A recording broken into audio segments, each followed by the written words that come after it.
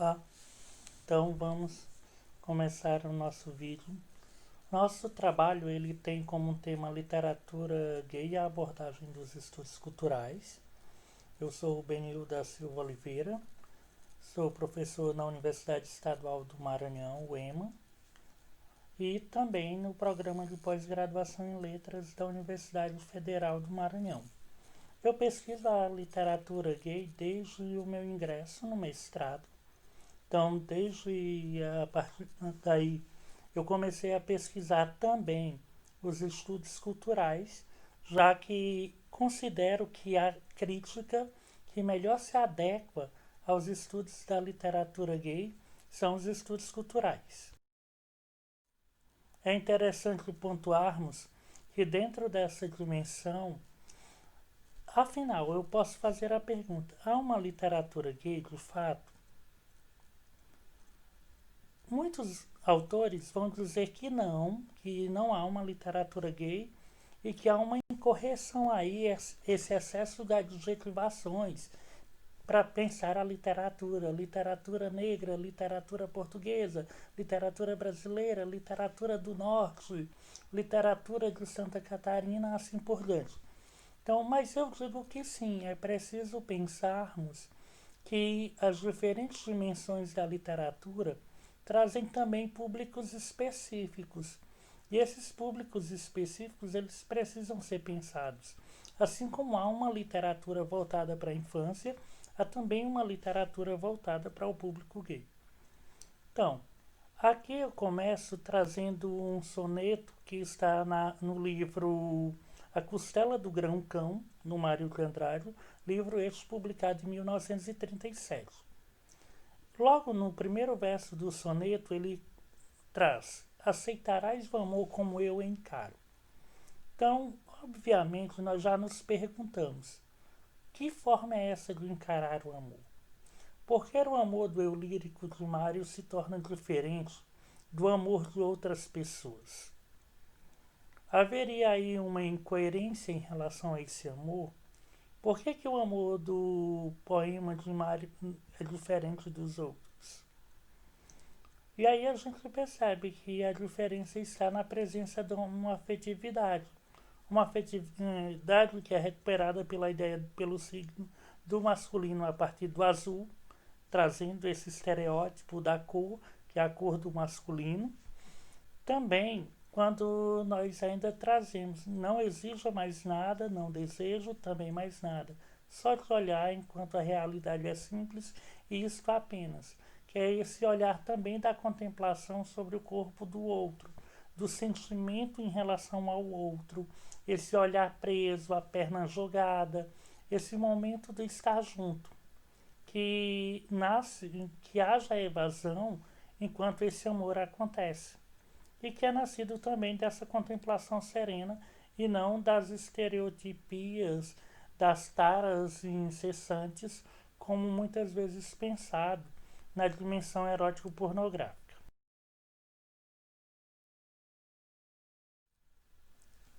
Também é interessante pensar, dentro dos estudos sobre a homoafetividade no campo da literatura e também das ciências sociais, que esse campo ele é relativamente embrionário.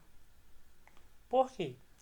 Porque não é de hoje que se sabe que, desde que o mundo é mundo, sempre houve o amor entre iguais. Na natureza mesmo, quando nós consideramos o reino animalia, especialmente pensando nos animais irracionais, há também aqueles que praticam o amor entre igual e o sexo entre os iguais. Então isso, só que, pelo princípio religioso, desde o cristianismo, esse amor foi camuflado. E mesmo na Grécia Antiga, parecia ser uma prática comum, mas só que nós também tínhamos as idades. Então, não era que, na Grécia se podia, na Grécia tudo era livre. Não. Havia suas interdições. Havia o período de aprendizagem e, pós esse período de aprendizagem, os homens, especialmente quando eu me refiro a uma afetividade masculina, eles passavam a explorar outros. Eles deixavam de ser os explorados e passavam a explorar outros. Também é interessante pensar que a Igreja Católica ela traz a ideia do pecado. As igrejas cristãs, não somente a católica, trazem a ideia do pecado, da anomalia genética ou social. E esses discursos sobre a homoafetividade são mantidos até a contemporaneidade. E naturalmente, quando as pessoas pegam um texto que tem essa temática, há uma tendência natural para o afastamento, uma vez que elas desconhecem e elas trazem os seus princípios religiosos e morais arraigados, e isso acaba afastando-as da literatura de expressão gay, no caso. No entanto, quando nós pensamos nesse campo da homoafetividade na literatura, nós vamos notar que os diferentes gêneros literários, da poesia ao teatro, já trabalharam esse tema. Como nós vimos, o soneto do Mário de Andrade, mas nós vamos a um Marinícola também, a Nicolau de Tal, do Gregório de Matos. Vamos pensar a poesia do próprio Álvaro de Campos enquanto heterônimo, do Fernando Pessoa. Podemos pensar também no Brasil, dentro da prosa. Nós vamos pensar Caio Fernando Abreu. E antes mesmo, lá em 1885, já tínhamos a publicação de Um Homem Gasto, do Ferreira Leal. Mas logo depois nós tivemos também a publicação, 10 anos depois, nós tivemos a publicação do Bom Crioulo, do Adolfo Caminha e também do Raul Pompeia, no Ateneu. E antes, lá em 1891, 1890, se coloca esses 2 anos para a publicação de O Cortiço, nós temos também aí a presença do albino. Só que o albino remonta à teoria da higienização, esse mundo interditado onde a cama de albino estava sempre cheia de formigas. Então, e ainda dentro do teatro, quando nós pegamos, por exemplo, a peça Um Demônio Familiar, do José de Alencar, lá também nós já tínhamos essa personagem gay. E assim, e cada época tratar dessa temática adquire também configurações diferentes. Porque o tempo, a literatura ela vai sendo contextualizada conforme a percepção dos autores, do público que lê ou que assiste a essas representações. Também há uma outra questão que proposta sobre a literatura de expressão gay, que é o mercado. Enquanto todos os editores, os livreiros, escritores, eles sabem que eles têm um público em potencial e que esse público consome essa literatura. Só que muitas vezes também foi mais fácil ignorar essa fatia do mercado pelos preceitos existentes na sociedade. E quando nós pensamos, por exemplo, o que aconteceu na feira literária, quando esse texto ele vem proibido, interditado, se obriga a fazer com que esse texto circule num plástico preto, que não se possa ver uma página que estava lá no meio do livro, por se tratar do beijo entre 2 homens. Então, isso num governo numa cidade que é governada por um pastor cristão.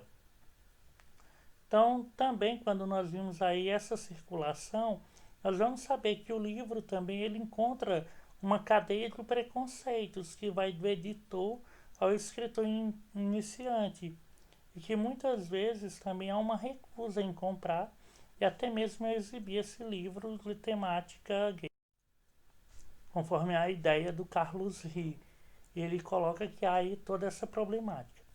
Também, segundo Fowler, ela vai dizer que a literatura ela passa por uma fase onde o tema foi abordado de diferentes maneiras e que também não é estranho que nós nos espantemos que muitas vezes a literatura gay ela tenha sido tratada como um motivo de sem-vergonhice. É literatura pornográfica, uma literatura de cunho pejorativo que queria difamar a sociedade. Assim também sabemos que todos os escritores que ousam a tratar desse tema, escrever sobre esse tema, mesmo aqueles grandes escritores, como no caso do Machado de Assis, no conto Pílades e Orestes, também Guimarães Rosa lá em Grande Sertão Veredas, ou mesmo quando eu busco outros autores, a exemplo de Mário de Andrade, nós vamos perceber que eles enfrentaram problemas que seria moral, religioso, que impediu e que impedem a aceitação desses textos até a atualidade. Então, isso quando eles não vão encontrar também hoje ainda problemas de ordem judiciária, que eles vão ser considerados como pervertidos. Então, e como analisar, porque a autora ainda traz algumas preocupações presentes nos questionamentos que seguem. Como sufocar o amor e a ternura que aparece nas páginas sublimes da literatura, como o amor de Quintanilha e Gonçalves dentro do Pílades e Orestes. Como ignorar a alma de um guido que transcendeu o sensualismo, revelando-nos a nostalgia dos anjos? Então há um conjunto de pressupostos que precisam ser questionados aí. Paradigmas que precisam ser reestudados. E ainda o Caio Fernando Abreu, ele traz também esse espaço para a representação da homofobia, como a gente consegue perceber dentro desse fragmento do conto Terça-feira Gorda, quando esse casal gay estava ali na praia, junto à praia, nessa comemoração da terça-feira do carnaval, e são espancados. Que aí a gente consegue perceber o quão essa sociedade ela ainda não está acostumada a ver o amor diferente, o amor entre iguais, o amor aí diferente quando eu coloco esse amor entre iguais. E o Caio, ao trazer isso, obrigatoriamente ele nos ajuda a compreender também esse universo. E aí ele acaba se tornando esse autor fora da curva, porque ele é um dos primeiros a trazer também essa terceira dimensão, que é a dimensão da escrita dos soros positivos ou da escrita de artes, conforme pontuou Morricone. Porque Morricone ele vai nos dizer ainda que dentro do escopo da literatura gay há três momentos ou três dimensões, que é a dimensão da literatura sentimental, que é quando essa vai falar especialmente do amor entre os indivíduos. A segunda dimensão, que é erótico-pornográfica, que essa vai ser mais problemática e é onde nós temos a presença do afastamento social. E por último, nessa literatura que ela traz também a escrita dos soropositivos, que é a dimensão da escrita de AIDS, que nós temos como grandes nomes, especialmente o Caio Fernando Abreu e na contemporaneidade ainda vivo o Luiz Capucho. E quanto aos estudos culturais, já que desde o início eu me proponho a também pensar os estudos culturais. Eu digo que quando a abordagem dos estudos culturais insere aí dentro do seu escopo essas identidades marginais ou marginalizadas, dentre as quais eu cito os negros, os homoafetivos, as mulheres e outras minorias, eu digo que ela se coloca numa tensão com as outras correntes, principalmente aquelas que defendiam a forma antes de tudo, como o estruturalismo e o formalismo. E aqui nos estudos culturais a gente percebe que não é interessante a forma, mas especialmente o conteúdo e as identidades ou a formação dessas identidades dos sujeitos que vivenciam essas experiências.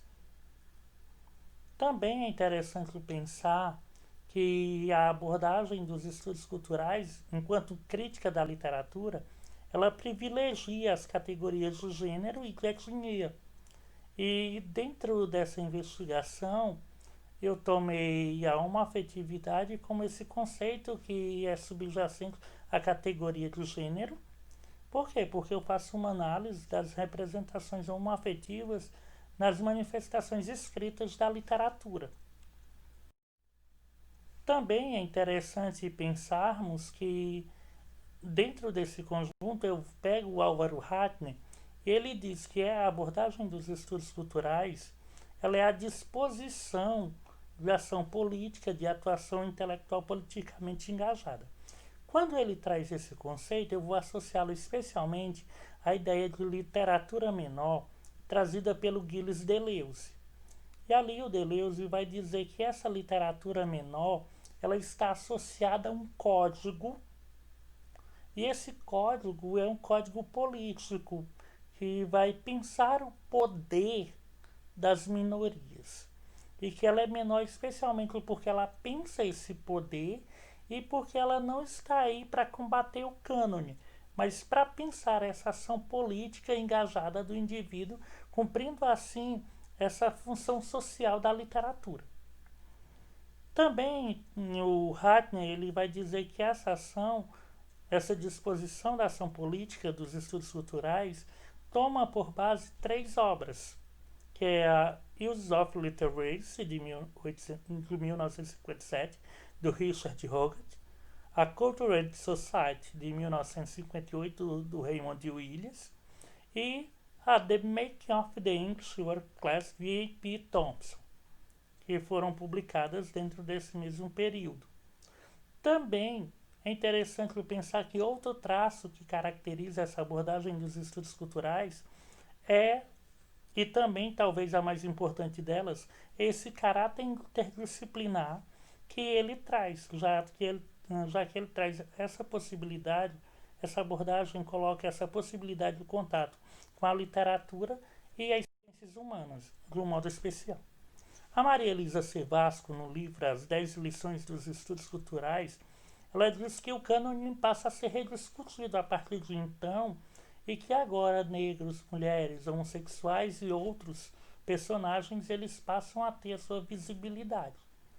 E aí nós tomamos também dentro do material, lá no livro A Introdução aos Estudos Culturais, quando eles colocam o material e eu não vou, eles vão dizer que tudo isso parte da noção de ideologia, porque obrigatoriamente os defensores dessa abordagem, eles trazem esse legado marxiano ou marxista, como queiramos chamar, e que eles pensam esse conteúdo ideológico da cultura e que quando eles pensam isso, eles vão pensar todo um sistema de valores, de representações que nos estimulam a pensar os processos de resistência ou até mesmo de aceitação de um determinado status quo dentro da sociedade, onde nós vamos pensar a consciência adquirida ou o poder adquirido por cada um desses grupos sociais.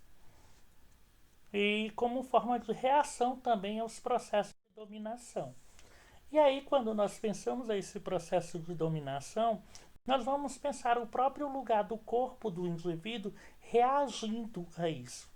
E aí, quando eu penso nessa dimensão, eu trago a ideia de Nunes, 2011, quando diz que as práticas culturais, as práticas corporais, elas são produções simbólicas e elas acabam por ter significados transformados e reinterpretados conforme a cultura. E conforme essas dinâmicas, essas transformações sociais, onde o indivíduo se encontra presente. Então, as práticas corporais, elas falam da cultura, elas são faladas pela cultura e elas comunicam significados. Desse modo, é interessante pensar não só apenas que o mundo precisa de paz e respeito, mas que quando nós consideramos as cartografias que podem ser feitas dentro dos estudos da literatura gay, das representações dessa identidade gay, somente a abordagem dos estudos culturais, enquanto crítica da literatura, nos permite